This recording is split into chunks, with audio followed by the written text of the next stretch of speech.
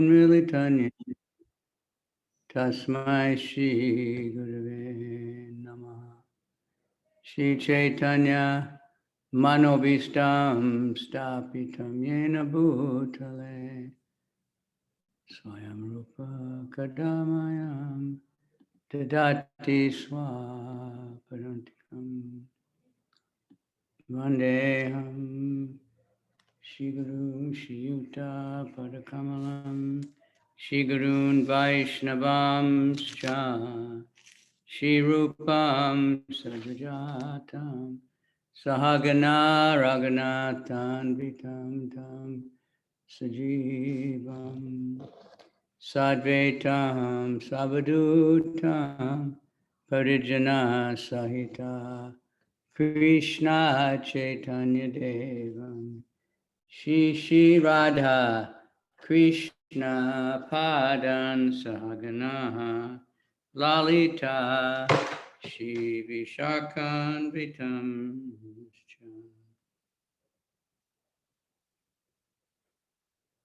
Nama Om Vishnu Padaya Krishna Pristaya Bhutale Shrimati Bhakti Vedanta Swami Iti Namine Namaste Saraswati Devi Gauravani Pracharine Nirvisesha Shunyavadi Paschatya Desa Tarine.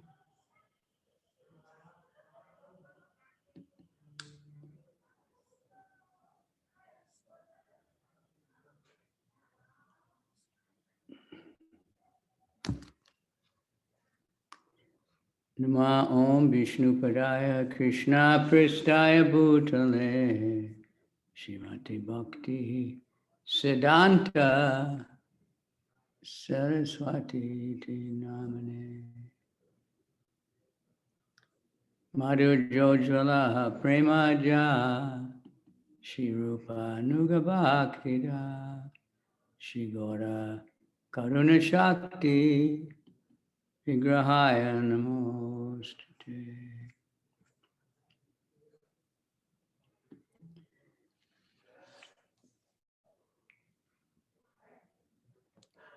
Namo Varshavanavi Devi Daitaya Kripabdaye Krishna Sambandha Vigyana Dayane Prabhave Namaha. Namaste Gauravani Shimurtaye Dinatarane Rupanuga Viruddha Apasadanta Dvanta Harine Namo Gorakishoraya Satchit Vairagya Murtaye Vipralamba Rasambode Padambujaya Te Namaha.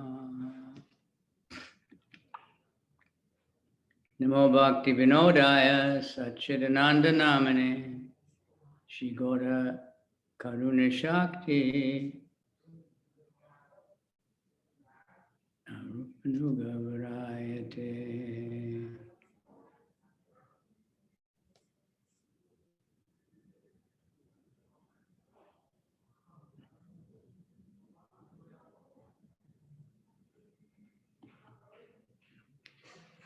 Namo Gauravir Bhave Bhume Stvam Nirdeshta Sajjana Priya Vaishnava Sarvabhauma Jagannataya Te Namaha.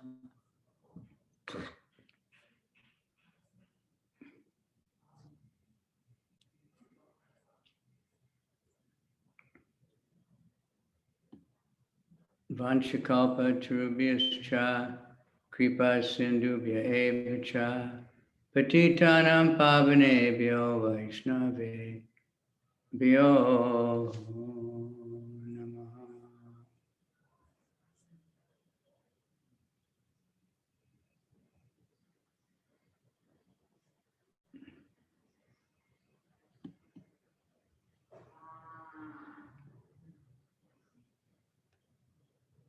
Namo Mahavaranyaya Krishna Prema Pradayate Krishnaya Krishna Chaitanya Namani Gora Tvishe Namaha.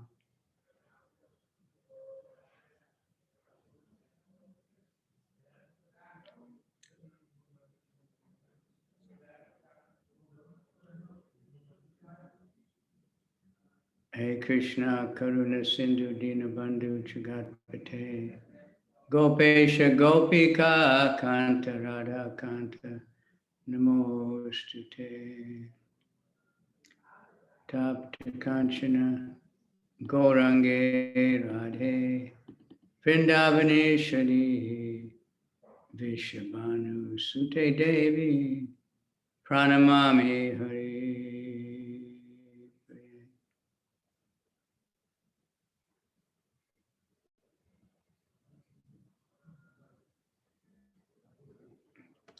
Jai.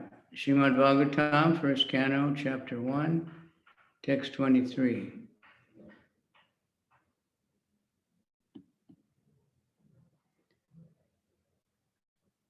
Bhuri Yogeshware Krishna. Gurudev, I remembered that we finished it. We finished the first. We finished the chapter, chapter. and we're supposed to start the second. Right, that's why I didn't make a bookmark, because I was going to remember. And then Lord Nrsingadev put it in. Right? And we didn't even come close to finishing. If we read for a week, we might finish all the chapters about Prahlad and Nrsingadev. Yeah. A lot of good classes. I just listened to Indra Maharaj had a good one. A lot of nice stuff. Okay, text number, chapter 2, Divinity and Divine Service. Now this is I think a very special chapter. I don't know if you're supposed to think that way. But if you go from the number of verses in this chapter that are very often quoted, then it's a really far out chapter. Это в моих глазах очень особенная глава. Я не знаю, если можно думать так про какие-то главы, но она очень особая, и мы можем увидеть, это один из признаков, что часто количество цитируемых стихов из этой главы, он самый большой. A lot of, verses that are just essential, basic philosophy stuff, Потому что многие стихи из этой главы, они несут в себе базовые философские понимания, самые важные. If you want to call it philosophy, whatever. Okay.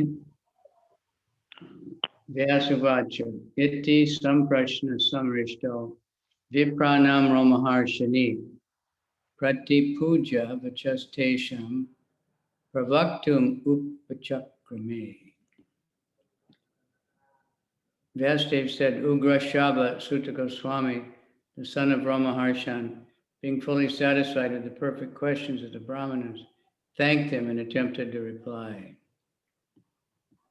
Так, вторая глава, первая песня, текст 1. Уграшрава Сута Госвами, сын Рамахаршаны, вполне удовлетворенный совершенными вопросами браманов, благодарил их и попытался ответить на них следующим образом. One by one. По одному. The sages at Naimisharanya asked Sutta Goswami 6 questions, and he is answering them one by one. Мудрецы Наймишарани задали Сути Госвами 6 вопросов, и теперь он последовательно отвечает на них.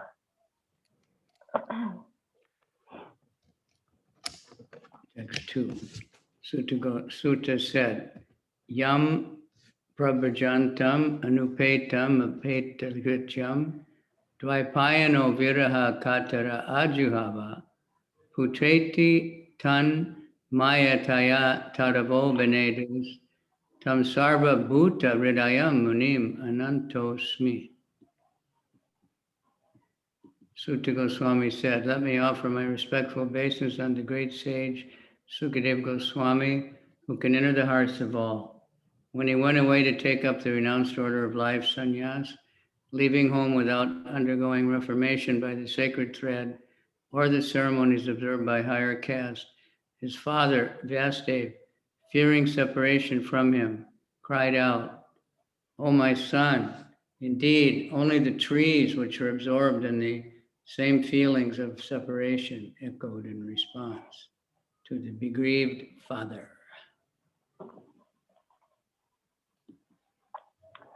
И текст второй. Шрила Сута Госвами сказал: «Я в почтении склоняюсь перед этим великим мудрецом Шукадевой Госвами, способным проникнуть в сердце каждого. Когда он, не пройдя очищение священным шнуром и обрядов, предназначенных для высших каст, покидал свой дом, чтобы принять отречение от мира, саньяса, его отец Ясадева, страшаясь разлуки с ним, воскликнул: «Мой сын». Но лишь деревья, переживавшие ту же боль разлуки, эхом откликнулись на возглас убитого горя отца. Горем.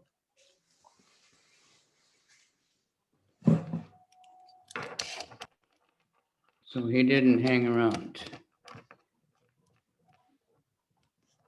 То есть он ушел. And he was born, I mean, he must have grown up because he was in the womb, so he wasn't the size of a 16-year-old, but he immediately became 16-year-old. Он родился сразу же взрослым, 16-летним. Vyasadeva was similar, although he was born very quickly. He was impregnated, he was born, and he left. Это все очень быстро произошло. Он был зачат, родился и сразу же покинул дом. So there's some things, we have to accept on faith. We can't find, we can't have seen that happen anywhere. И некоторые вещи, которые описаны, нам надо их просто принимать на веру, потому что мы не встречали таких вещей в жизни, не видели это как живую. Why not? Krishna's son. Krishna is the Supreme Lord. Господь Кришна, The Верховная institution of Личность. Varna and Ashram. Purport. The institution of Varna and Ashram prescribes many regulated duties to be observed by its followers. Such duties enjoin that the candidate willing to study the Vedas must approach a bona fide spiritual master and request acceptance as his disciple. The sacred thread is a sign of those who are competent to study the Vedas from the Acharya or the bona fide spiritual master. Sukadeva Goswami did not undergo such purificatory ceremonies because he was a liberated soul from his very birth.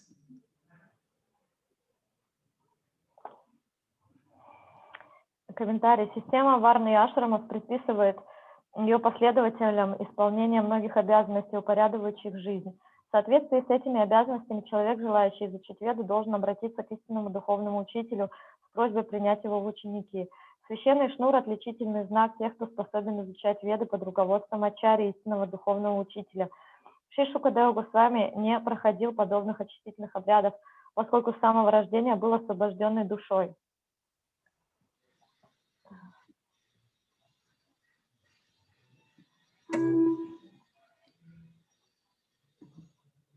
Generally, a man is born as an ordinary being, and by the purificatory process, he is born for the second time. When he sees a new light and seeks direction for spiritual progress, he approaches a spiritual master for instruction in the Vedas. The spiritual master accepts only the sincere inquirer as his disciple and gives him a sacred thread. In this way, a man becomes twice born, or Dvija. After qualifying as a Dvija, he may study the Vedas, and after becoming well-versed in the Vedas, one becomes a Vipra. A Vipra, or a qualified Brahmin, thus realizes the absolute truth and makes further progress in spiritual life until he reaches the Vaishnava stage. The Vaishnava stage is the postgraduate status of a Brahmin. A progressive Brahmin must necessarily become a Vaishnava, for a Vaishnava is the self-realized Brahmin.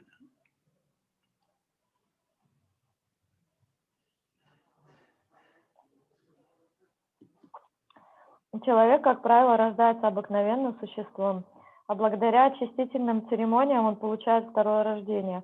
Увидев все в новом свете, он в поисках духовного руководства обращается к духовному учителю, чтобы тот помог ему понять веды. Духовный учитель принимает в ученики только искренне ищущего и дает ему священный шнур. Так человек становится дважды рожденным или двиджей. Обретя качество двиджи, человек может изучать веды, а когда человек становится следующим в ведах, его называют випрой. Так випра или опытный браман постигает абсолют и совершенствуется в духовной жизни, пока не достигнет уровня вайшнава. Уровня вайшнава человек достигает тогда, когда заканчивает свое обучение как брамана. Совершенствуясь браман, обязательно должен стать вайшнавом, ибо вайшнав – это ученый браман, достигший уровня самоосознания. Srila Sukadeva Goswami was a Vaishnava from the beginning, therefore there was no need for him to undergo all processes of Varna and Ashram institution. Ultimately, the aim of Varnashram Dharma is to turn a crude man into a pure devotee of the Lord, or a Vaishnava. Anyone, therefore, who becomes a Vaishnava, accepted by the first-class Vaishnava, or Uttamadhikari Vaishnava, is already considered a Brahmana, regardless of his birth due to past deeds. The Chaitanya Mahaprabhu accepted this principle and recognized Srila Haridas Thakur as an acharya of the holy name, although he appeared in a Mohammedan family. In conclusion, Srila Shukadeva Goswami was born a Vaishnava, therefore Brahmanism was included in him. He did not have to undergo any ceremony. Any low-born person, be Kirata, Hunandra, Pulinda, Pukasha, Bira, Shumba, Yavana, Kashadaya, can be delivered to the highest transcendental position by the mercy of the Vaishnava. Shukadeva Goswami was instructing spiritual master Sutta Goswami, who therefore offers his respectful obeisances on the Srila Sukadeva Goswami. Now he begins his answers to the questions of the sages at Naimisharanya. Шрила Шукадева Госвами с самого начала был вайшнавом, поэтому ему не нужно было проходить через все ступени системы варнашрама. В конечном счете цель варнашрама дharma в том, чтобы неотесанного человека превратить в чистого преданного Господа вайшнава. Поэтому тот, кто стал вайшнавом и кого признал Уттама Адикари, то есть вайшнав первого класса, уже считается браманом, независимо от своего происхождения и прошлых поступков. Шри Чайтанья Махапрабху следовал этому принципу, признав Шрилу Харидас Такура ачарьей святого имени, хотя Такур Харидас родился в мусульманской семье. Итак, Шрила Шукадева Госвами родился вайшнавом и поэтому уже обладал качествами брамана. Ему не нужно было проходить никаких обрядов. Милостью вайшнавов любой низкорожденный человек, будь то Кирата, Хуна, Антхара, Пулинда, Пукаша, Абхира, Шумбья, Явана, Кхаса или человек еще более низкого происхождения, может достичь высочайшего трансцендентного уровня. Шрила Шукадева Госвами, духовный учитель Шри Суты Госвами. Поэтому прежде чем приступить к ответам на вопросы мудрецы на имя Шарани, Шри Сута Госвами выражает ему свое глубокое почтение.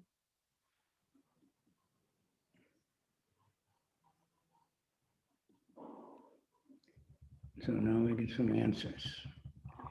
The whole Bhagavatam is answering these 6 questions that were asked in chapter 1 in many, many different ways and different angles because there's unlimited explanations for everything. И весь Бхагаватам — это, в общем-то, ответ на эти 6 вопросов с разных сторон, с разных точек зрения, потому что на каждую вещь можно посмотреть с разных углов. So besides that, such unlimited information, it's spiritual. So the more we read it, the more we're, serious. It will reveal itself more and more will be revealed. И помимо всего прочего, это духовная сфера, и поэтому чем больше мы будем читать это, тем больше вещей нам будут открываться. So I hope we can experience that in this meeting. Я надеюсь, мы сможем испытать этот опыт в наших чтениях. Yat svanubhavam api shuti sadamekam adyatma deepam atititir shatam atonamdam samsarinam karunayaha purana guyam tam vyasa sunam upayami gurun muninam. Let me offer my respectful obeisance unto Sukha, spiritual master of all sages, the son of Vyasadeva, who out of his great compassion for the gross materialist, who struggled to cross over the darkest regions of material existence, spoke this most confidential supplement to the cream of Vedic knowledge after having personally assimilated it by experience.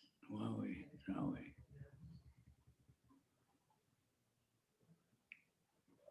Следующий текст. В глубоком почтении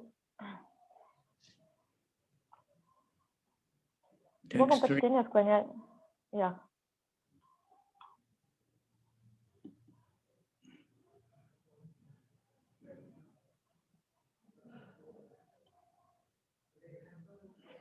В глубоком почтении склоняюсь перед ним, Шукой, духовным учителем всех мудрецов, сыном Вясадевы. Из великого сострадания к вульгарным материалистам, пытающимся выбраться из сильнейших областей материального бытия, он поведал это сокровеннейшее дополнение к сливкам ведического знания, усвоив его на собственном опыте.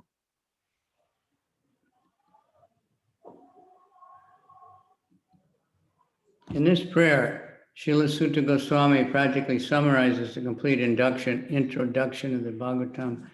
Bhagavatam is a natural supplementary commentary on the Vedanta Sutras, or the Brahma Sutras, were compiled by Vyasadeva with a view to presenting just the cream of Vedic knowledge.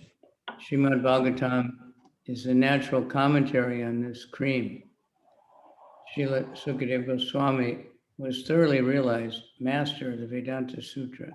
Consequently, he also personally realized the commentary, Srimad Bhagavatam, and just to show his boundless mercy upon bewildered materialistic men who want to cross completely over nescience, he recited for the first time this confidential knowledge.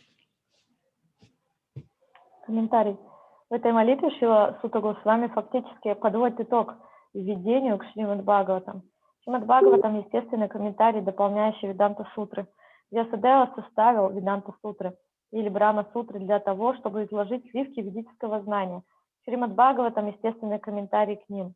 Шрила Шукадева Госвами был знатоком Веданта Сутры, в совершенстве постигшим ее. И это означает, что он постиг и Шримад Бхагаватам, комментарий к ней. И он был первым, кто поведал это сокровенное знание, чтобы явить свою безграничную милость сбитым с толку материалистам, желающим преодолеть неведение.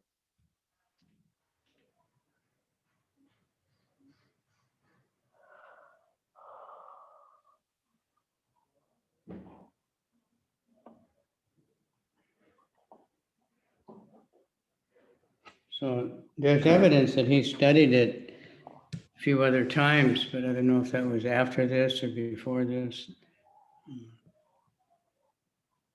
Есть свидетельство, что он несколько раз изучал это писание, но неизвестно, это было до этого момента или после этого момента.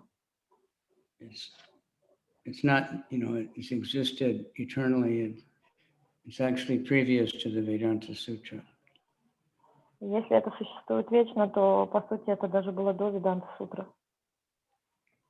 Okay, now we have some of Srila Prabhupada's strong conviction about material life. There's no point in arguing that a materialistic man can be happy. No materialistic creature, be he the great Brahma or an insignificant ant, can be happy. Everyone tries to make a permanent plan for happiness, but everyone is baffled by the laws of material nature. Therefore, the materialistic world is called the darkest region of God's creation. Yet the unhappy materialist can get out of it simply by desiring to get out. Unfortunately, they are so foolish that they do not want to escape. Therefore, they are compared to the camel who relishes thorny twigs because he likes the taste of the twigs mixed with blood.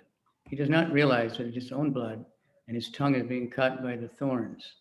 Similarly, to the materialist, his own blood is as sweet as honey, and although he is always harassed by his own material creations, he does not wish to escape. Such materialists are called karmis. Out of hundreds of thousands of karmis, only a few may feel tired of material engagement and desire to get out of the labyrinth. Such intelligent persons are called Gyanis. The Vedanta Sutra is directed to such Gyanis. But Srila Vyasadeva, being the incarnation of the Supreme Lord, could foresee the misuse of the Vedanta Sutra by unscrupulous men. Therefore, he personally supplemented the Vedanta Sutra with the Bhagavad Purana. It is clearly said that this Bhagavatam is the original commentary on Brahma Sutra. Srila Vyasadeva also instructed the Bhagavatam to his own son, Srila Sukadeva Goswami, who was already at the liberated stage of transcendence. Sukadeva Goswami realized it personally and then explained it. By the mercy of Sukadeva, the Vedanta Sutra is available for all these sincere souls who want to get out of material existence.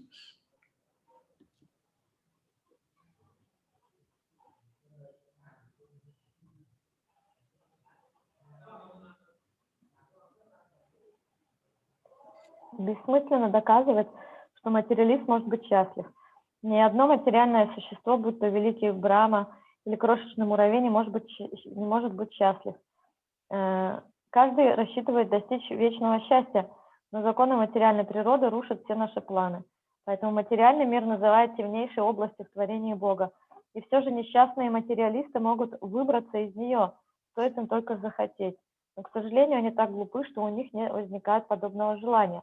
Поэтому их сравнивают с верблюдом, который с наслаждением жует колючие ветки, так как ему нравится вкус колючек, смешанных с кровью. Он не понимает, что это его собственная кровь, и колючки ранят его язык. Точно так же и материалисту собственная кровь кажется сладкой, как мед. Хотя все то, что он создает в материальном мире, постоянно доставляет ему одни неприятности. Он не желает покончить с этим. Таких материалистов называют карми. Из сотен тысяч карми лишь единицы могут пресытиться материальной деятельностью и захотеть выбраться из этого лабиринта. Таких разумных людей называют гьяни, и Веданта Сутра предназначена для них. Но Шрила Вьясадева был воплощением Верховного Господа и предвидел, что недобросовестные люди будут неправильно использовать Веданта Сутру. Поэтому он сам составил дополнение к ней в виде Бхагавата Пураны. Здесь ясно говорится, что Бхагаватам является первоначальным комментарием к Брахма-сутрам. Шрила Вьясадева преподал Бхагаватам своему сыну Шриле Шукадеву Госвами, который уже достиг освобождения и находился на трансцендентном уровне. Шрила Шукадева Госвами вначале постиг Бхагаватам сам, а затем объяснил его. Милостью Шрилы Шукадева Госвами Бхагавата Веданта Сутра доступна всем искренним душам, которые хотят вырваться из материального мира.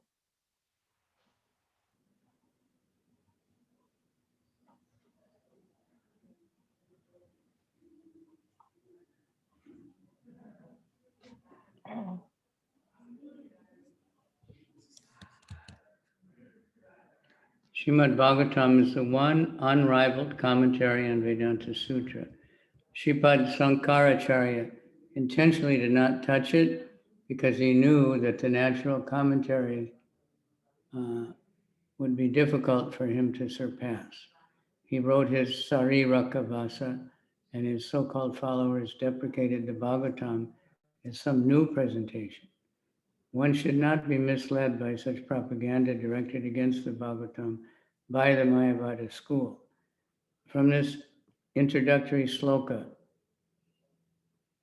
the beginning student should know that Srimad Bhagavatam is the only transcendental literature meant for those who are Paramahansas and completely freed from the material disease called malice. The Mayavadis are envious of the personality of Godhead. Despite Sripad Sankaracharya's admission that Narayan, the personality of Godhead, is above the material creation, the envious Mayavadi cannot have access to the Bhagavatam, but those who are really anxious to get out of the material existence may take shelter of this Bhagavatam because it is uttered by the liberated Srila Sukadeva Goswami. It is a transcendental torchlight by which one can see perfectly the transcendental absolute truth realized as Brahman, Paramatma and Bhagavan.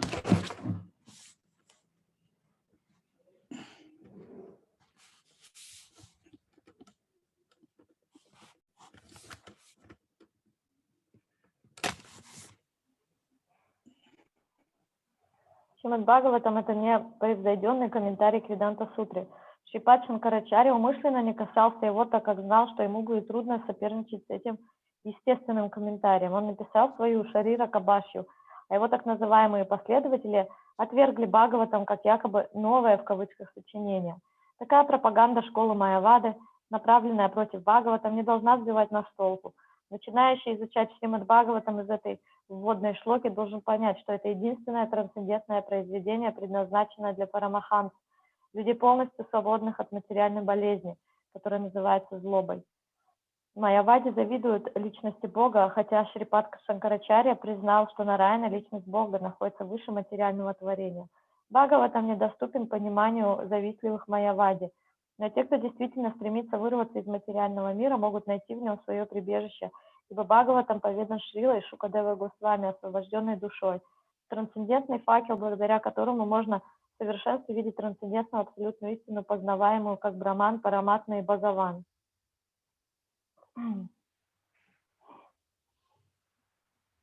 Narayanam namaskritya naram chaja narottamam Daivim Saraswatim Vyasam Tato Jayam Udiraye. This one we hear very often.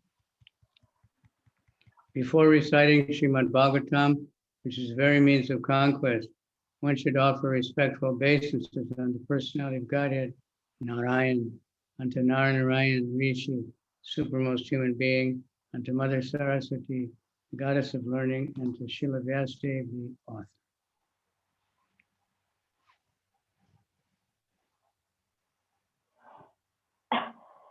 Перед чтением Шримад Бхагаватам, который является единственным путем к победе, следует выразить свое почтение личности Бога Нараяне, Нара, Нараяне Риши, лучшему из людей, матери Сарасвати, богини знаний Шрили, Вьясадеви, автору. Purport. All the Vedic literatures and the Puranas are meant for conquering the darkest region of material existence. The living being is in the state of forgetfulness of his relation with God due to his being overly attracted to material sense gratification from time immemorial. His struggle for existence in the material world is perpetual, and it is not possible for him to get out of it by making plans. If he at all wants to conquer this perpetual struggle for existence, he must reestablish his eternal relation with God. And one who wants to adopt such remedial measures must take shelter of literatures such as the Vedas and Puranas. Foolish people say that Puranas have no connection with the Vedas. However, the Puranas are supplementary explanations of the Vedic, intended to different types of men. All men are not equal. There are men who are conducted by the mode of goodness, others who are in the mode of passion, and others who are under the mode of ignorance. The Puranas are so divided that any class of men can take advantage of them and gradually regain their lost position and get out of the hard struggle for existence. Srila Sutta Goswami shows the way of chanting the Puranas. This may be followed by persons who aspire to be preachers of the Vedic literature and the Puranas. Srimad Bhagavatam is a spotless Purana, and it is especially meant for those who desire to get out of the material entanglement permanently.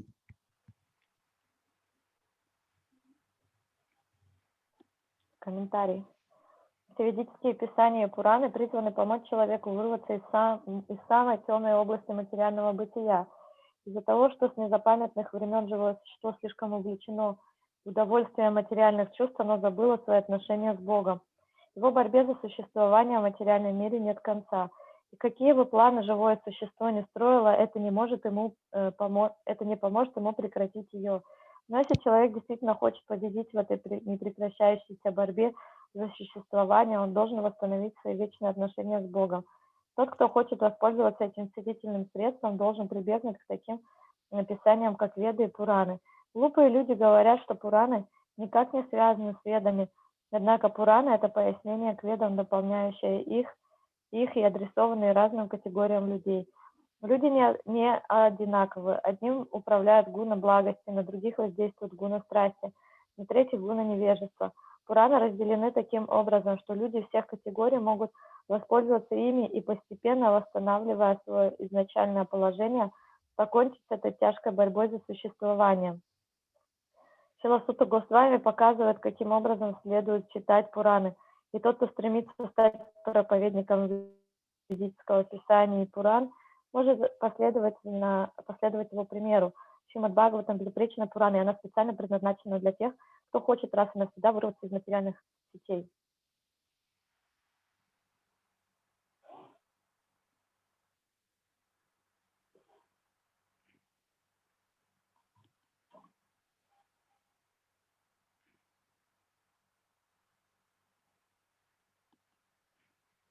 Unaya sadhu krishtoham bhavadvir loka mangalam yat krita Krishna samprashno yenatma suprasidati.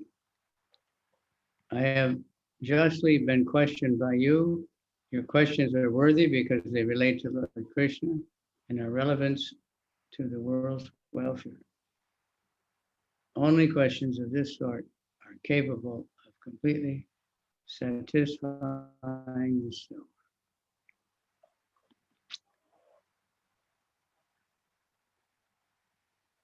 Мудрецы, вы задали правильные вопросы. Они ценны тем, что относятся к Господу Кришне и, следовательно, касаются благополучия всего мира. Только такие вопросы способны принести полное удовлетворение душе.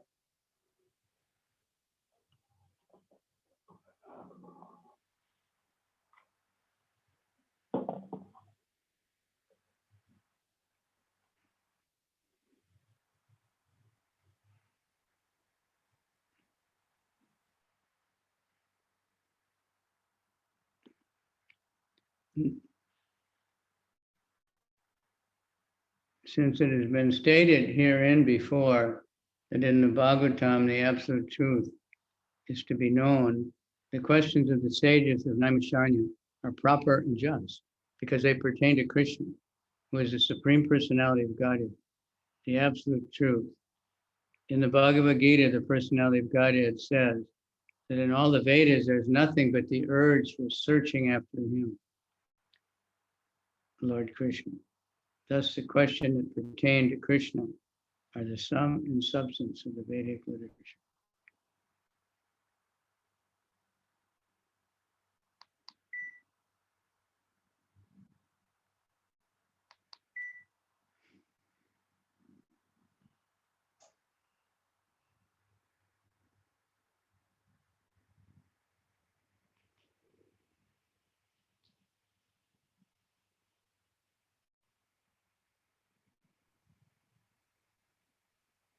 Как упоминалось выше, целью Бхагаватам является постижение абсолютной истины. Следовательно, мудрецы на Наймишаране задали правильные и уместные вопросы, ибо они касаются Кришны, Верховной Личности Бога, абсолютной истины. В Бхагавад-гите 15.15 Верховный Господь говорит, что единственная цель Вед – побудить человека искать его Господа Кришну. Поэтому вопросы, относящиеся к Кришне, составляют суть всех ведических писаний. The whole world is full of questions and answers. The birds, beasts, and men are all busy in the matter of perpetual questions and answers. In the morning, the birds in the nest become busy with questions and answers. In the evening, also the same birds come back and again become busy with questions and answers. The human being, unless he is fast asleep at night, is busy with questions and answers. The businessmen in the market are busy with questions and answers, and so also the lawyers in the court and the students in the schools and colleges. Legislators in the parliament are also busy with questions and answers. And the politicians and the press representatives are all busy with questions and answers. Although they go on making such questions and answers as their life, they are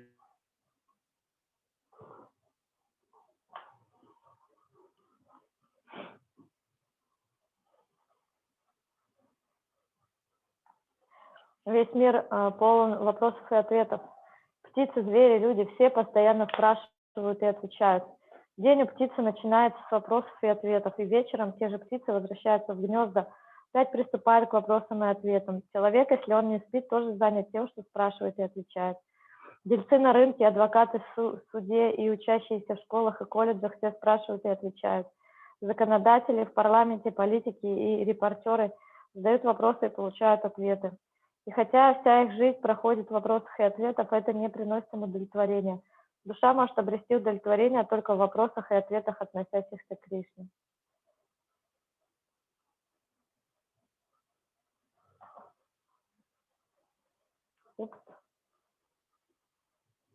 Махарадж включился, сейчас он появится, наверное.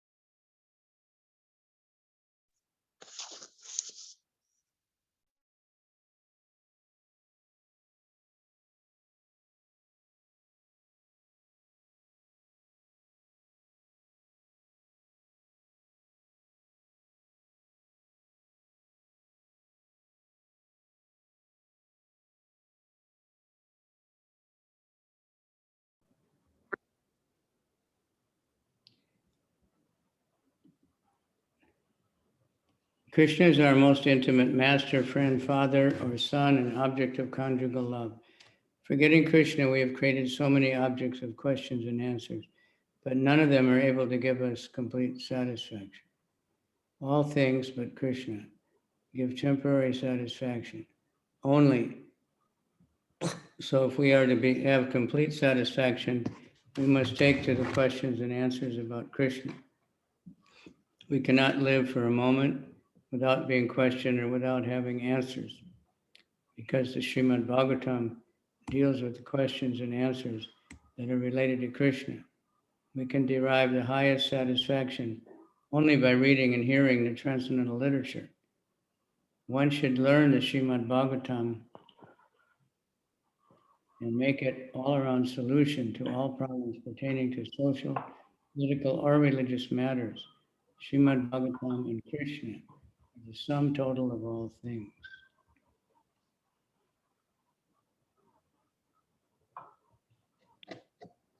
Продолжение комментария. Кришна – это наш самый близкий господин, друг, отец, сын и возлюбленный супруг. Забыв о Кришне, мы создали великое множество объектов для вопросов и ответов, но ни один из них не способен принести нам полное удовлетворение.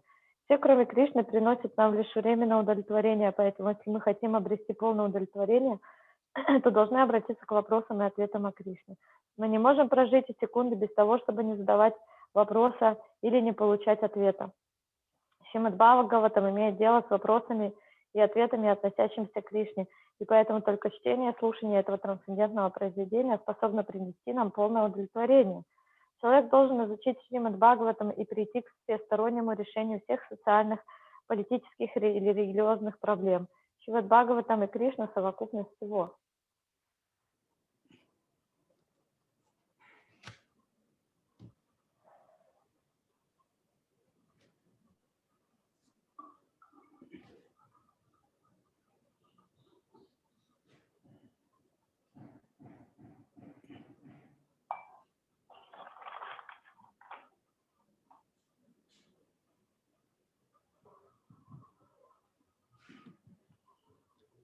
Savoi pumsa paro dharmo, yato bhaktir adhoksaje, hoitu kya pratiyata, ayatma suprasidati. So I think you might have, you might notice that you've heard these many times. The supreme occupation, dharma, for all humanity is to by which men can attain to loving devotional service unto the transcendent Lord. Such devotional service must be unmotivated and uninterrupted to completely satisfy the self. Этот стих, наверное, вы не раз слышали. Высшим занятием дармой для всех людей является такое занятие, с помощью которого они могут прийти к любовному преданному служению трансцендентному Господу. Чтобы полностью удовлетворить душу, такое преданное служение должно быть бескорыстным и непрерывным. In this statement, Srila Sutta Goswami answers the first question of the sages. The sages ask to summarize the whole range of revealed scriptures and present the most essential part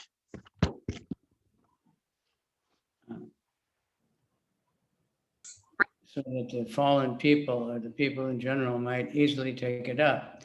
The Vedas prescribe two different types of occupation for the human being.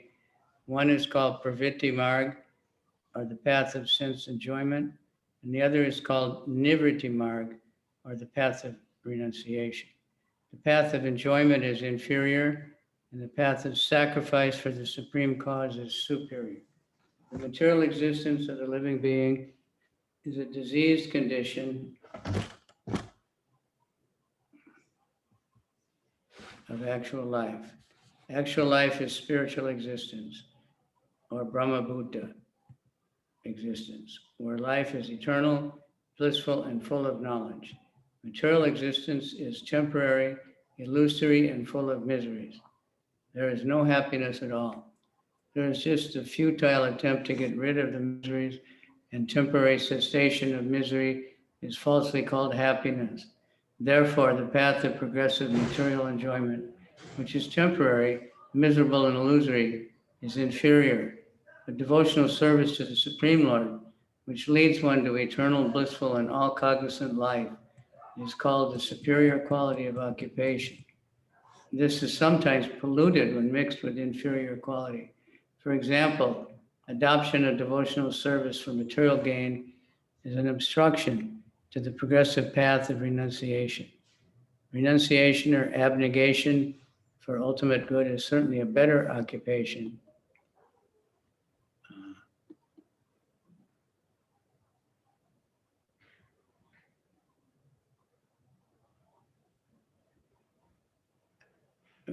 В этом An утверждении enjoyment Шри disease condition of life. Such enjoyment only aggravates the symptoms of disease and increases its duration. Therefore, devotional service to the Lord must be pure in quality. That is, without the least desire for material enjoyment. One should therefore accept the superior quality of occupation in the form of devotional service of the Lord without any tinge of unnecessary desire, fruit of action and philosophical speculation. This alone can lead one to perpetual solace in his service, in his existence. комментарий. В этом утверждении Шри Сутта Госвами дан ответ на первый вопрос мудрецов на имя Шарани. Мудрецы попросили его обобщить все богооткровенные писания и выделить из них наиболее существенное, чтобы они стали доступны пониманию падших людей, которые составляют большинство. Веды предписывают человеку две формы деятельности. Одна из них называется праврити маргом, путем чувственного наслаждения, а другая ниврити маргом, путем отречения. Путь наслаждения низший, а путь самопожертвования ради высокой цели высший. Материальное существование – это нездоровое состояние живого существа. Его истинная жизнь – духовное бытие, или бытие на стадии Брахма-Будды, где жизнь вечна, блаженна и исполнена знания. Материальное существование временно, иллюзорно и исполнено страданий. В нем вообще нет счастья, а есть только тщетные попытки избавиться от страданий. И временное прекращение страданий ошибочно принимается за счастье. Поэтому путь материальных наслаждений, временных, жалких и иллюзорных, это низший путь. Но преданное служение Верховному Господу, ведущее к вечной жизни в блаженстве и всеведении, называется высшей формой деятельности человека. Иногда, если к нему примешиваются низшие качества, оно оскверняется. Например, если человек обращается к преданному служению ради материальной выгоды, то, безусловно, создает препятствия на его пути к отречению. Отречение или самопожертвование во имя высшего блага бесспорно предпочтительное наслаждение жизнью в болезненном состоянии. Такое наслаждение только усугубляет и затягивает болезнь. Поэтому преданное служение Господу должно быть качественно чистым, то есть полностью свободным от стремления к материальным наслаждениям. Следовательно, необходимо обратиться к высшему занятию, преданному служению Господу, лишенному малейшей примеси ненужных желаний, кармической деятельности или философских спекулятивных рассуждений. Только так на пути служения Господу можно обрести вечное утешение.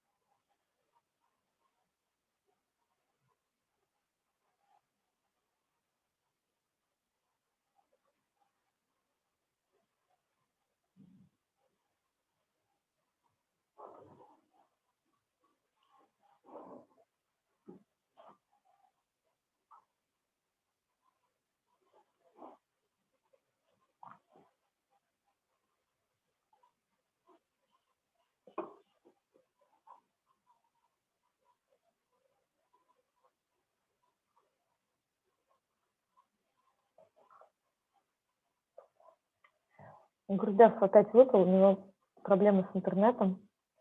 Ждем его.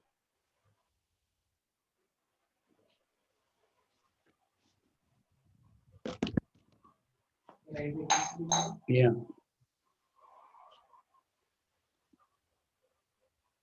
We have purposely denoted Dharma as occupational because the root meaning of the word Dharma is that which sustains one's existence. The living being's sustenance of existence is to coordinate his activities of his eternal relation with the Supreme Lord Krishna. Krishna is the central pivot of living beings, and he is all attractive living entity for eternal form among all living beings for eternal forms. Each and every living being has his eternal attraction for all of them. Krishna is a complete whole, and everything else is his part and parcel. The relation is one of servant and served. It is transcendental and is completely distinct from our experience of material existence. This relation of servant and served is the most congenial form of intimacy. One can realize it as devotional service progresses. Everyone should engage himself in transcendental loving service of the Lord, even in the present conditioned state of material existence. That will gradually give one the clue of actual life and please him with complete satisfaction.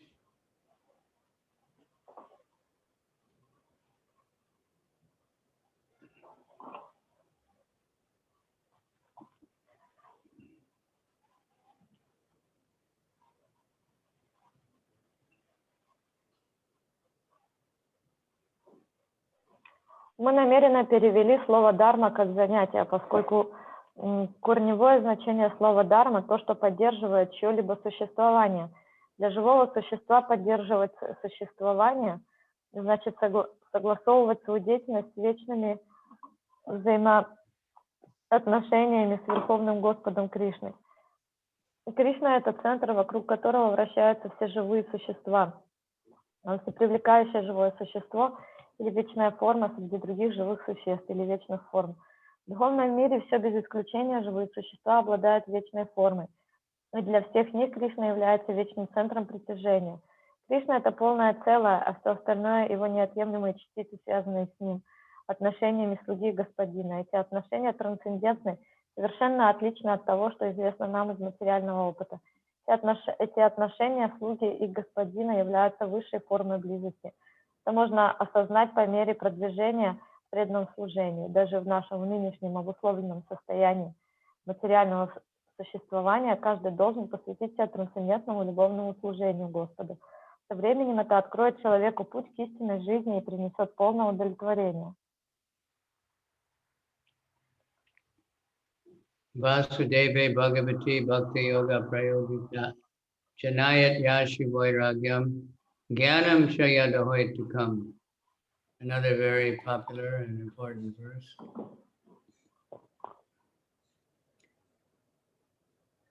By rendering devotional service unto the personality of Godhead, Sri Krishna, one immediately acquires causeless knowledge and detachment from the world.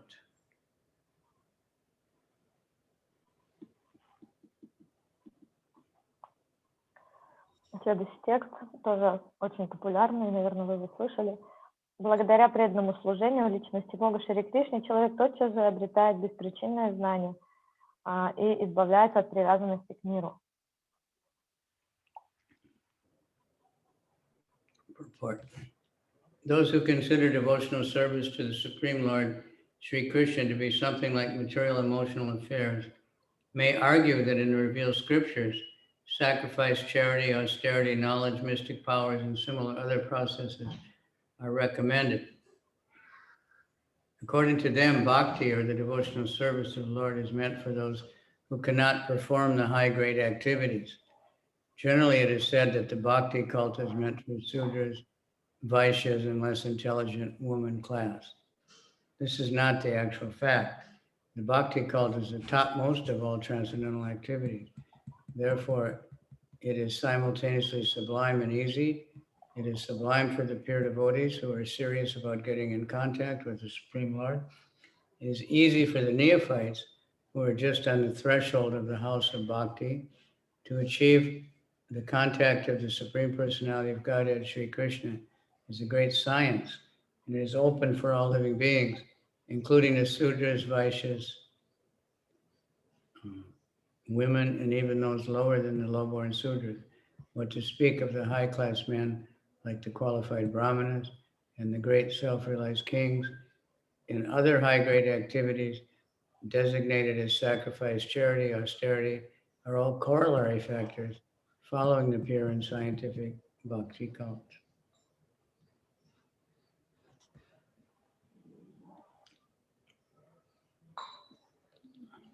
Те, кто считает преданное служение Верховному Господу Шри Кришне чем-то вроде проявления материальной сентиментальности, могут возразить, что богооткровенные писания рекомендуют жертвоприношения, благотворительность, аскетизм, приобретение знаний, мистических сил и другие аналогичные методы трансцендентного самоосознания. По их мнению, бхакти, преданное служение Господу, предназначено для тех, кто не способен к более возвышенной деятельности.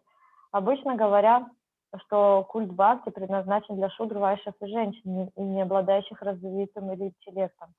Но в действительности это не так. Культ бхакти – вершина всей трансцендентной деятельности, и поэтому он одновременно и возвышен, и прост. Он возвышен для чистых преданных, которые серьезно стремятся к установлению личных взаимоотношений с Верховным Господом, и легок для новичков, стоящих лишь на пороге дома бхакти.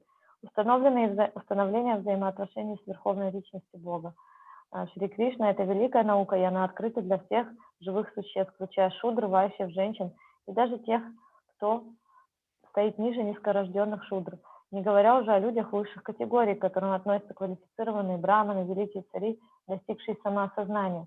Все остальные формы деятельности высшего порядка, жертвоприношения, благотворительность, аскетизм и так далее – прямое следствие чистого научного культа бхакти.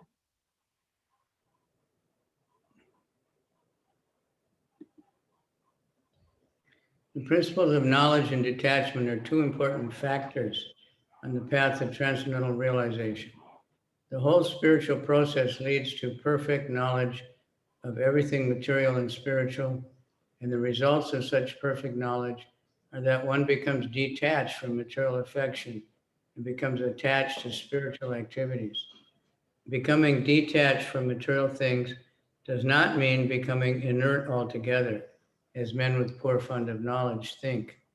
Nice karma means not undertaking activities that will produce good or bad effects. Negation does not mean negation of the positive. Negation of the non-essentials does not mean negation of the essential. Similarly, Detachment from material forms does not mean nullifying the positive form. The bhakti cult is meant for realization of the positive form. When the positive form is realized, the negative forms are automatically eliminated.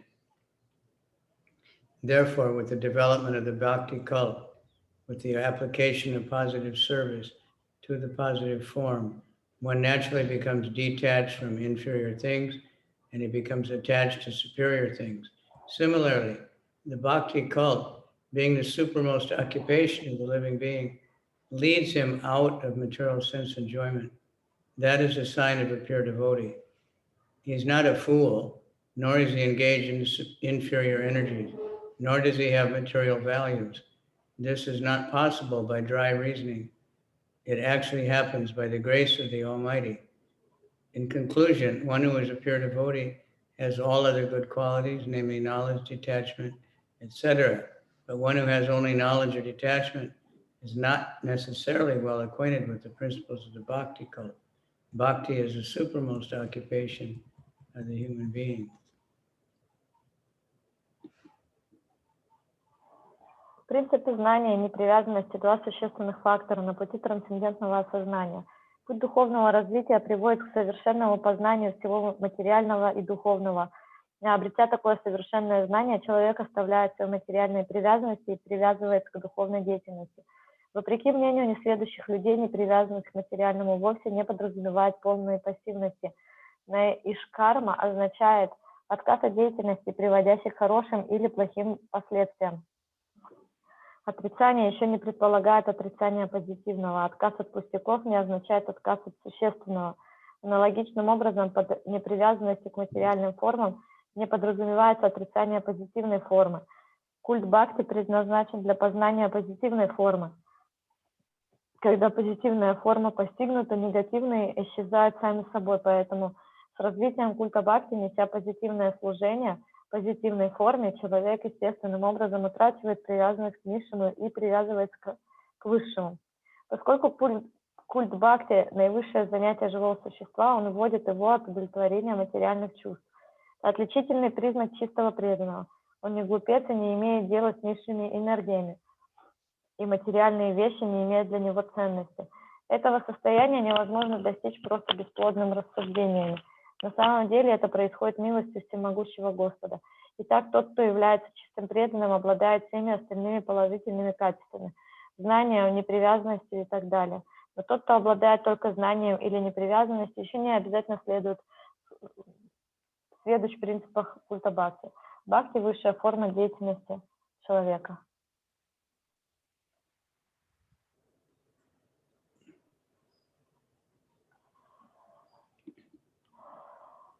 Next, text number 8. Dharma sanustita pungsa vishvaksenu kata suyat notpadaya yadiratim shrameve kevalam. I like this one very much. Shama eva hi kevalam. Notpadaya yadiratim.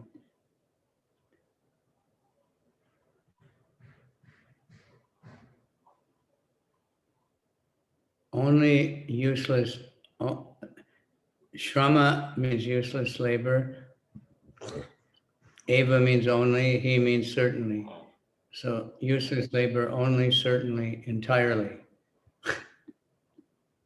The occupational activities a man performs according to his own position are only so much useless labor that they do not provoke attraction for the message of the personality of Godhead.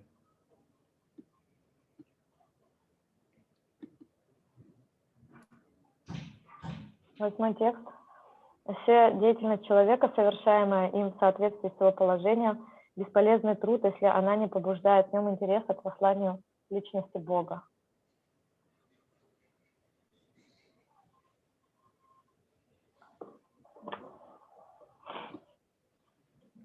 There are different occupational activities in terms of a man's different conceptions of life.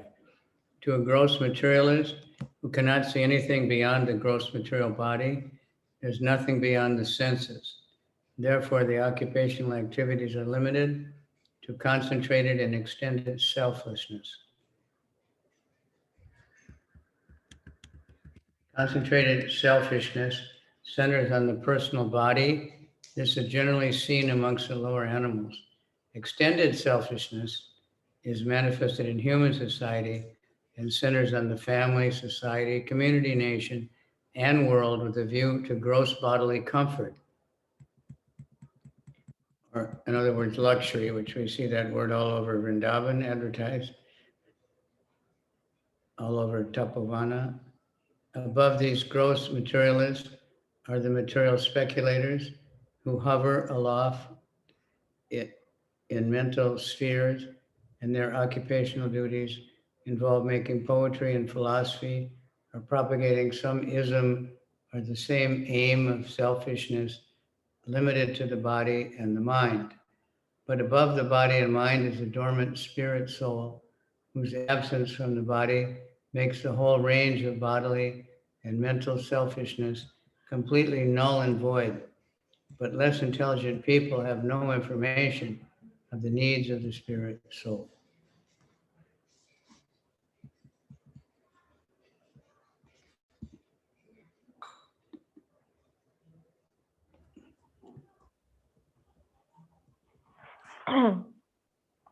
Существуют различные формы деятельности, соответствующие различным представлениям человека о жизни.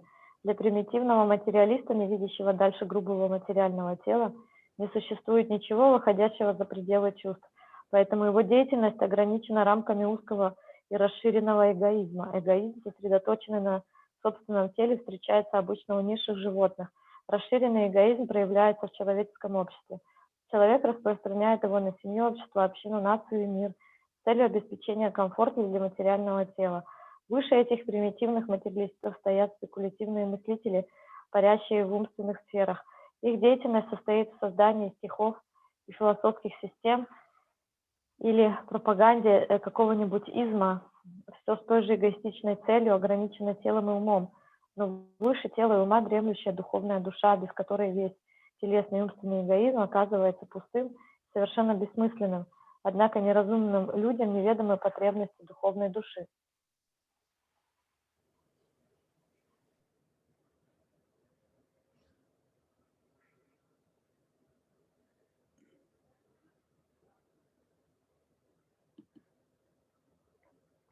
Because foolish people have no information of the soul and how it is beyond the purview of the body and mind, they are not satisfied in the performance of their occupational duties.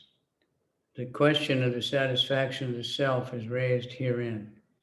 The self is beyond the gross body and subtle mind. He is the potent active principle of the body and mind.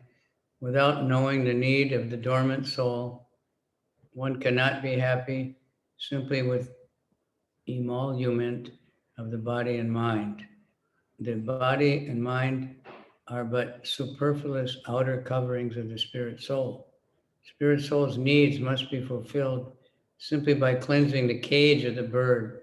One does not satisfy the bird, but must actually know the needs of the bird himself.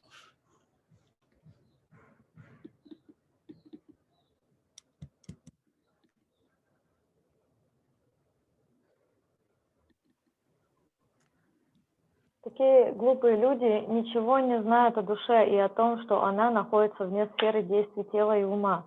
Поэтому выполнение своего профессионального долга не приносит им удовлетворения. Здесь же ставится вопрос об удовлетворении души. Душа, я человека вне грубого тела и тонкого ума. Она является мощной движущей силой ума и тела. Просто удовлетворяя свое тело и ум и не ведая потребностей дремлющей души, человек не может обрести счастье. Тело и ум всего лишь ненужные внешние оболочки духовной души. Необходимо удовлетворять потребности духовной души. Чтобы удовлетворить птицу, недостаточно просто чистить ее клетку, нужно знать истинные потребности самой птицы. The need of the spirit soul is that he wants to get out of the limited sphere of material bondage and fulfill his desire for complete freedom. He wants to get out of the covered walls of the greater universe. He wants to see the free light and the spirit. That complete freedom is achieved when he meets the spirit, complete spirit, personality of Godhead. there is a dormant affection for God within everybody's spiritual existence, everyone. Spiritual existence is manifested through the gross body and mind in the form of a perverted affection for gross and subtle matter. Therefore, we have to engage ourselves in occupational engagements that will evoke our divine consciousness. This is possible only by hearing and chanting the divine activities of the Supreme Lord.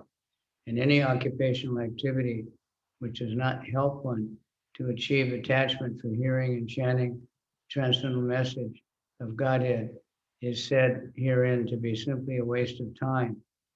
This is because other occupational duties, whatever ism they belong to, cannot give liberation to the soul. Even the activities of the salvationists are considered to be useless because of their failure to pick up the fountainhead of all liberties. The gross materialist can practically see that his material gain is limited only to time and space, either in this world or in another. But if he goes up to Swargaloka, he will find no permanent abode for his hankering soul. The hankering soul must be satisfied by the perfect scientific process of perfect devotional service.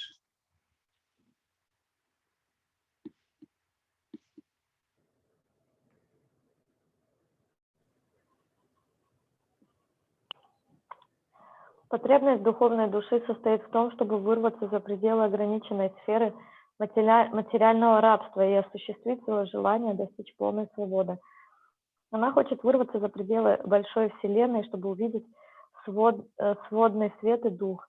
И полная свобода приходит к ней, когда она встречается с совершенным духом личности Бога. Любовь к Богу дремлет в каждом. Духовное бытие проявляется через физическое тело и ум в форме извращенной привязанности к грубой и тонкой материи. Поэтому мы должны заниматься такой деятельностью, которая пробудит в нас божественное сознание. Это возможно только благодаря слушанию повествования о божественных деяниях Верховного Господа и воспеванию их, а любая деятельность, которая не помогает развить привязанность к слушанию и воспеванию трансцендентного послания Бога, названа здесь пустой, тратой времени, так как все прочие занятия, к какому бы изму они ни относились, не могут освободить душу. Даже деятельность людей, стремящихся к спасению, считается бесполезной, ввиду их неспособности обнаружить первоисточник любой свободы. Вульгарный материалист может на собственном опыте убедиться в том, что материальная выгода ограничена временем и пространством. В этом ли мире или в ином. Даже поднявшись на Сваргалоку, они не найдут там вечной обители для своей не знающей покоя души. Удовлетворенный и стомившийся в душе может принести только совершенный научный процесс совершенного преданного служения, удовлетворения.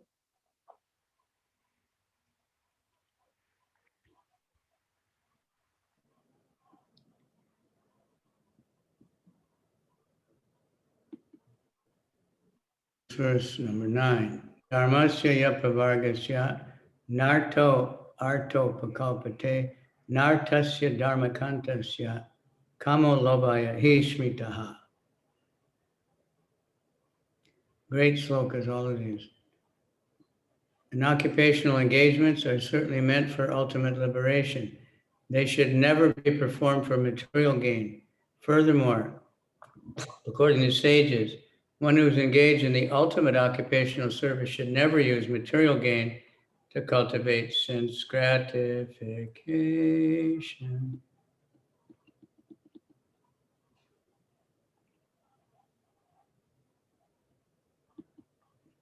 Следующий текст. Выполнение любой предписанной деятельности не преследует никакой иной цели, кроме достижения окончательного освобождения. Если ею ни в коем случае не следует заниматься ради материальной выгоды. Более того, по словам мудрецов, тот, кто занимается таким высшим служением, никогда не должен использовать материальные достижения для более изощренного удовлетворения своих чувств.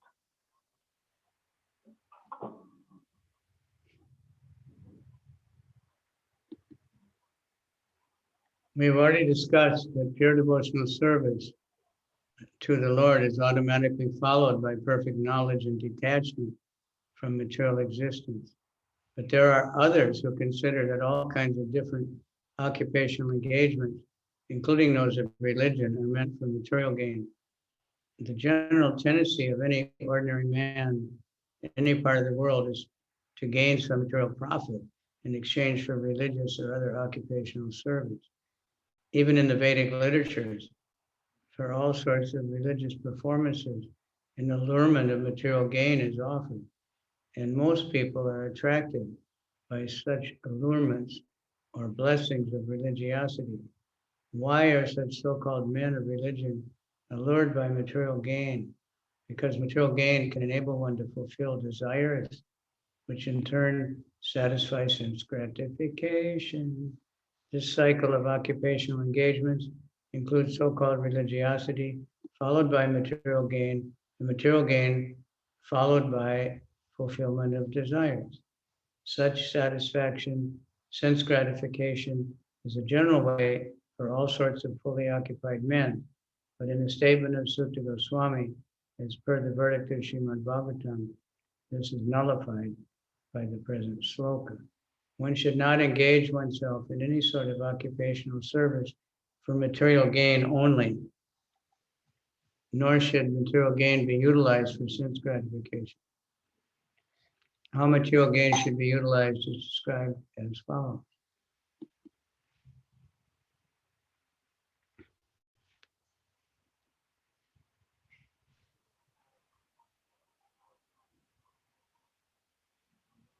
Мы уже говорили, что чистое преданное служение Господу естественным образом приводит к совершенному знанию и отречению от материального бытия. Но есть люди, которые считают, что цель всякой деятельности в том, что в том числе и религиозной, это достижение материальной выгоды. Обыкновенный человек, в какой бы части света он ни жил, как правило, стремится извлечь материальную выгоду из религиозного или любого другого служения. Даже ведические писания предлагают для всех видов религиозной деятельности приманку в виде материальной выгоды, и большинство прельщается именно этими благами, которые должны принести им религиозность. Почему же так называемых религиозных людей привлекает материальная выгода? Потому что она позволяет им осуществлять их желания, а это, в свою очередь, удовлетворяет стремление человека к чувственному удовольствию. Этот цикл предписанной деятельности включает в себя так называемую религиозную деятельность, которая приносит материальную выгоду, позволяющую, в свою очередь, осуществлять желания. Удовлетворение чувств – основное занятие постоянно занятых людей всех типов. Но в данной шлоке, следуя утверждению Шримад Бхагаватам, Сutta Госвами отвергает это.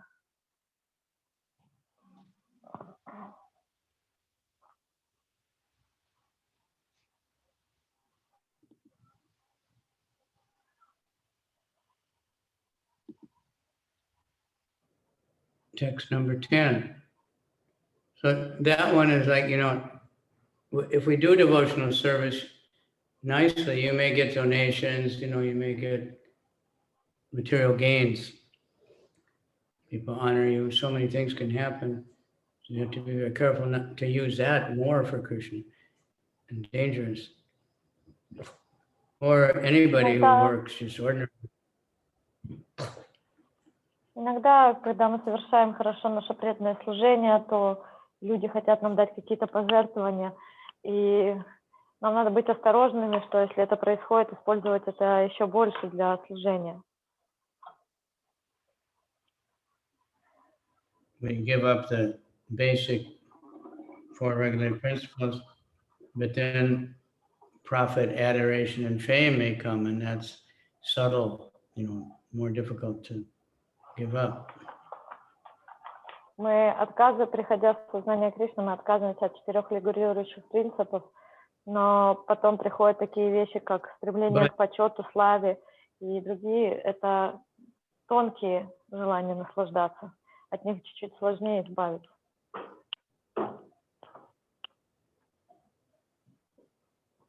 But if we stick to the principles and chant japa and do all the basic things, then Krishna will always protect us.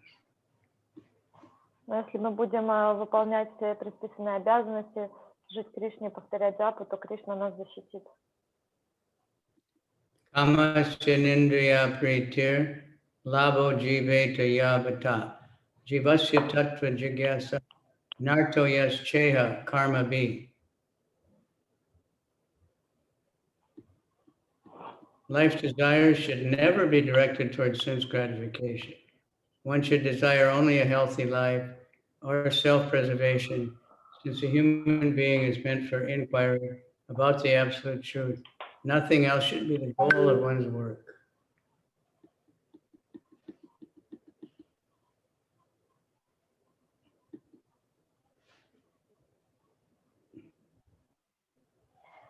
Сейчас.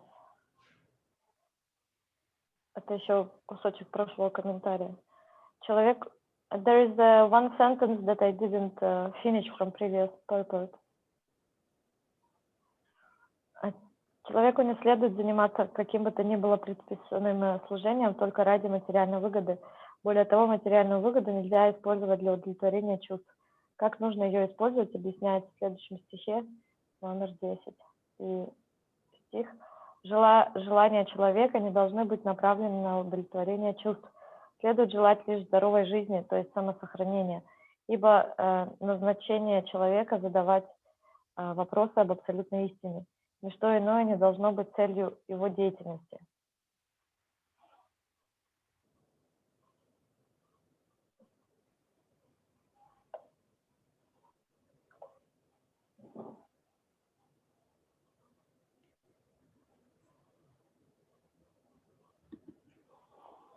The completely bewildered material civilization is wrongly directed toward the fulfillment of desires and sense gratification.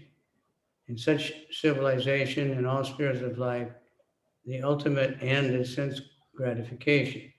In politics, social service, altruism, philanthropy, and ultimately in religion or even in salvation, the very same tint of sense gratification is ever increasingly predominant. In the political field, the leaders of men fight with one another to fulfill their personal sense gratification.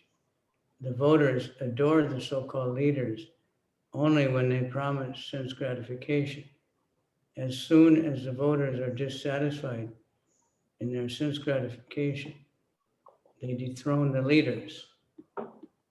Leaders must always disappoint the voters by not satisfying their senses. The same is applicable in all other fields. For one on the path of salvation, for those who are on the path of salvation, desire to become one with the absolute truth and desire to commit spiritual suicide for sense gratification. But the Bhagavatam says that one should not live for sense gratification. One should satisfy the senses only in so much as required for self-preservation and not for sense gratification. Because the body is made of senses, which also require a certain amount of satisfaction, there are regulative directions for satisfaction of such senses. But the senses are not meant for unrestricted enjoyment. For example, marriage as a combination of a man and woman is necessary for progeny, but is not meant for sense enjoyment. In the absence of voluntary restraint, there is propaganda for family planning, but foolish men do not know that family planning is automatically executed as soon as there's search for the absolute truth.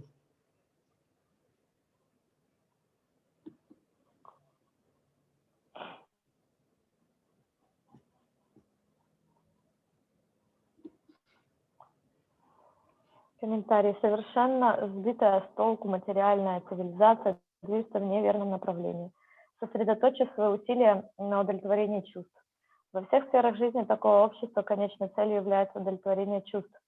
В политике, общественной деятельности, альтруизме, филантропии и, наконец, религии, даже в поисках спасения, все тот же оттенок удовлетворения чувств начинает все более и более преобладать. В сфере политики лидеры сражаются друг с другом ради удовлетворения своих чувств. Избиратели поклоняются так называемым лидерам лишь тогда, когда те обещают им чувственное удовольствие. Когда чувства избирателей не получают должного удовлетворения, лидеров свергают. Лидеры всегда разочаровывают своих избирателей, не удовлетворяя их чувств. То же самое происходит и во всех других сферах деятельности. Никто не относится к жизненным проблемам серьезно. Даже те, кто идут путем спасения, стремясь слиться с абсолютной истиной, и тем самым совершить духовное самоубийство ради удовлетворения своих чувств. Но в Бхагаватам говорится, что человек не должен жить ради удовлетворения своих чувств.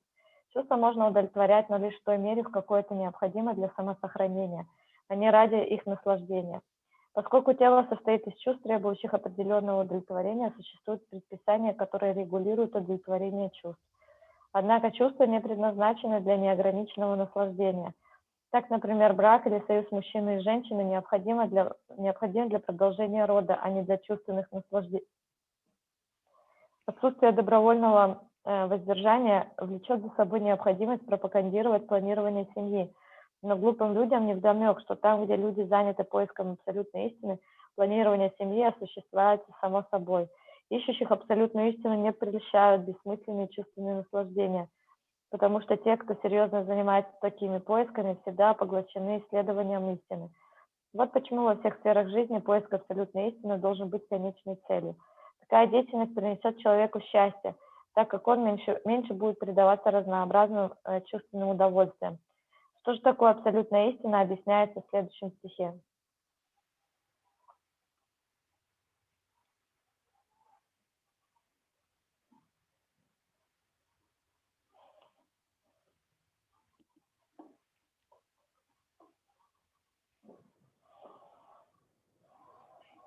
Family planning. That means abortion and birth control. Планирование семьи сейчас значит аборты. It's a very strange name that Bill Gates' father made up, I guess. Это очень модное название, которое придумал еще отец Билла Гейтса. Planning, to keep your family down to 1 or 2 children while having sex as much as you want. Суть этого планирования семьи, что семья будет состоять из одного, максимум 2 детей, и при этом заниматься сексом сколько хочешь. If one follows regulated principles, then automatically that would work, but that requires voluntary restraint. Если бы люди следовали регулирующим принципам, эти вещи бы работали так и так, но это требует осознанного воздержания.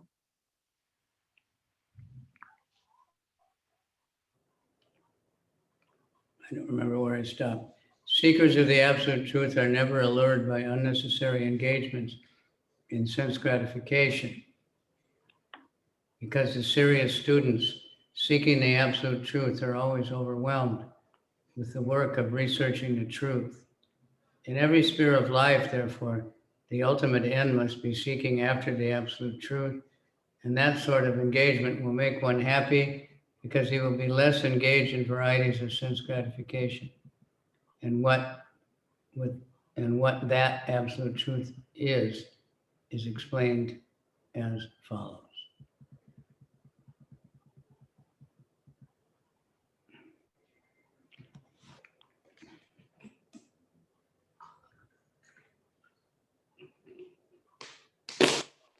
Вот почему во всех сферах жизни поиск абсолютной истины должен быть конечной целью. Такая деятельность принесет человеку счастье, так как он меньше будет предаваться разнообразным чувственным удовольствиям. А что же такое абсолютная истина, объясняется в следующем стихе. The next one is very famous. Vedanti tat tat pavidas tattvam yadgyadam advayam brahmaiti paramatmeti bhagavaniti shabditi.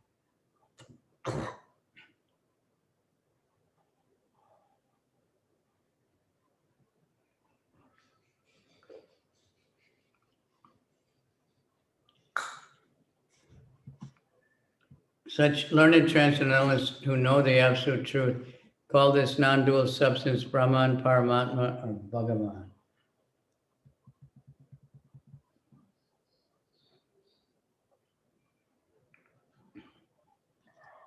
Следующие трансценденталисты, познавшие абсолютную истину, называют эту недвойственную субстанцию Браманом, Параматмой или Бхагаваном.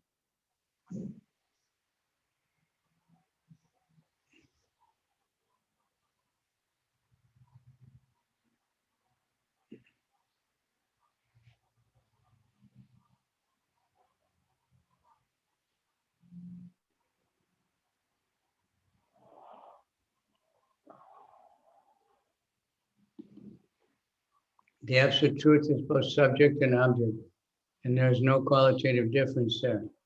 Therefore, Brahman, Paramatma, and Bhagavan are qualitatively one and the same. The same substance is realized as impersonal Brahman by the students of the Upanishad, is localized Paramatma by the Hiranyagarbhas or the yogis, and is Bhagavan by the devotees. In other words, Bhagavan, or the personality of Godhead, is the last word in the absolute truth. Paramatma is the partial representation of the personality of Godhead, and the personal Brahman is the glowing effulgence of the personality of Godhead as the sun rays are to the sun god. Less intelligent students are either of the above schools, sometimes argue in favor of their own respective realization.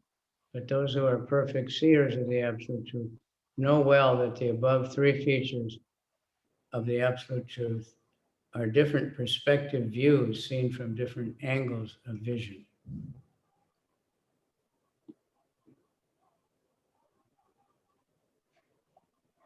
Абсолютная истина и субъект, и объект. В ней нет качественных различий, следовательно, Браман, Параматма и Бхагаван качественно одинаковы. Но и ту же субстанцию изучающие Упанишады осознают как безличный Браман, Хираньягарбхи или йоги как локализованную Параматму, а преданные как Бхагавана. Иначе говоря, Бхагаван или личность Бога – это высшее проявление абсолютной истины. Параматма – частичное проявление личности Бога. Безличный Браман – это излучение личности Бога, связанное с ним так же, как солнечные лучи с Богом Солнца. Иногда не очень разумные последователи вышеупомянутых школ спорят друг с другом, отстаивая каждый свое понимание истины. Но тем, кто обладает совершенным видением абсолютной истины, хорошо известно, что это три аспекта единой абсолютной истины, рассматриваемой под разными углами зрения.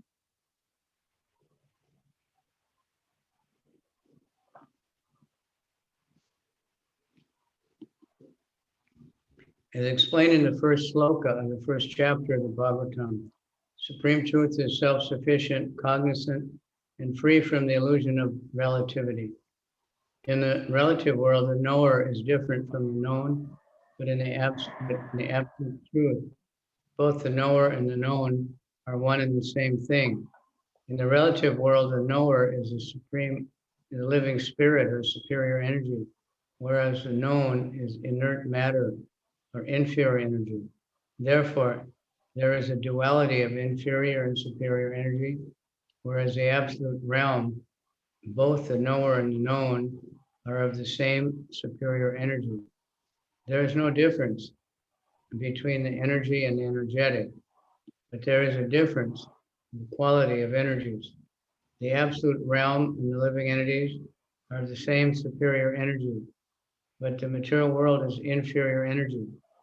The living being in contact with the inferior energy is illusioned, thinking he belongs to the inferior energy. Therefore, there is a sense of relativity in the material world. In the absolute, there is no such sense of difference between the knower and the known, and therefore everything there is absolute.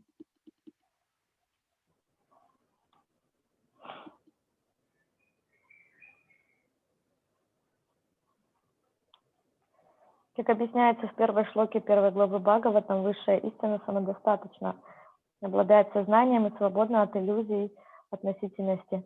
В относительном мире познающий отличен от объекта познания, но в абсолютной истине и познающий, и познаваемое суть одно. В относительном мире познающий живой дух или высшая энергия, познаваемая инертная материя, низшей энергии. Следовательно, в нем присутствует двойственность низшей и высшей энергии, тогда как в абсолютном царстве и познающий, и познаваемое относятся к одной и той же высшей энергии. Высший источник энергии обладает энергиями трех видов. Энергия не отлична от своего источника, но качество энергии различно.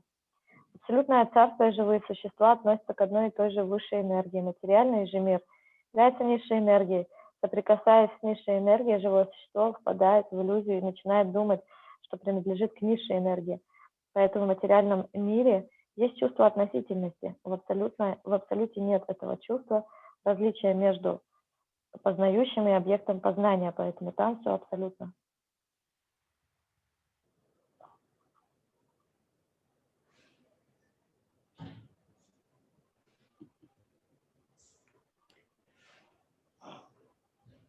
Okay, that's enough. Time is up. Time really goes fast with the Bhagavatam. Did you notice that? Yeah. Махарадж говорит, что время так летит, когда мы читаем Бхагаватам. Заметили ли мы это?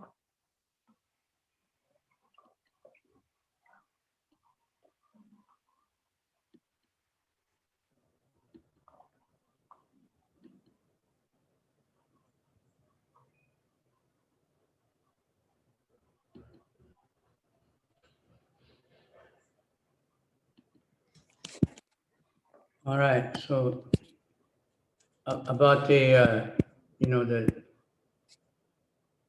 Brahman, Paramatma, Prabhupada gives a lot of different examples. По поводу Брамана, Параматмы и Бхагавана Прабхупада приводит очень много разных примеров, чтобы объяснить эту концепцию. Same thing, but seen from different distance and different angles.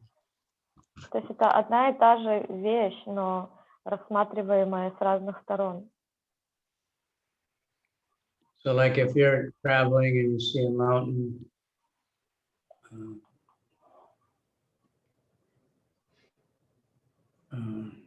Например, если вы путешествуете, вы видите гору. from a distance, it just looks like a big something, Издалека это кажется как что-то большое, что-то. But then you get a little closer and you can see the shape of it and, that there's something going on there a little bit.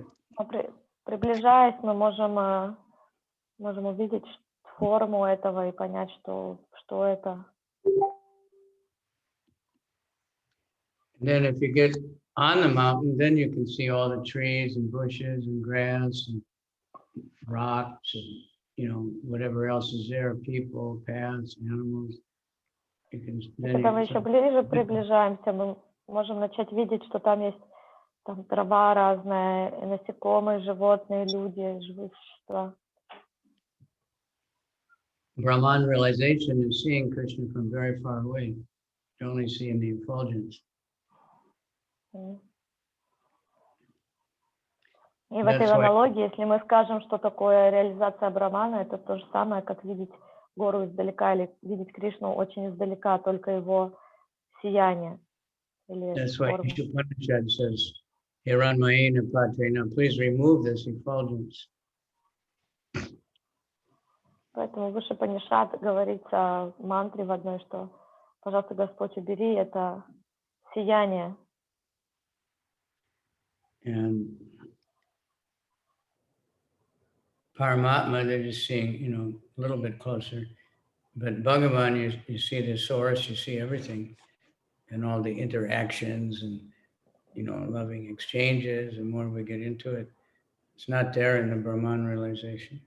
No activity. Бхагаван, мы уже видим разные виды взаимоотношений, разные виды деятельности. Этого аспекта не существует в Брамане. Okay, thank you very much. Спасибо всем. Let's chant a bit. Повоспеваем. Nama Hare Krishna, Shri Krishna Chaitanya, Prabhu Nityananda, Shri Advaita, Gadadhar Shivasari Gaura, Bhaktivinoda, Jai Shri Krishna Chaitanya, Prabhu Nityananda, Shri Advaita Gadadhar Gaura, Bhaktivinoda. Hare Krishna, Hare Krishna, Hare Hare, Hare Rama, Hare Rama, Rama Rama, Hare Hare. Okay, thank you very much. Thank you, Gurudev. See you tomorrow. Krishna До will. встречи завтра. По милости Кришны. Ananda Lila. Tamahara, you're in Moscow now? No, Haribol, I am in Israel. You're in Israel. Yeah, I just came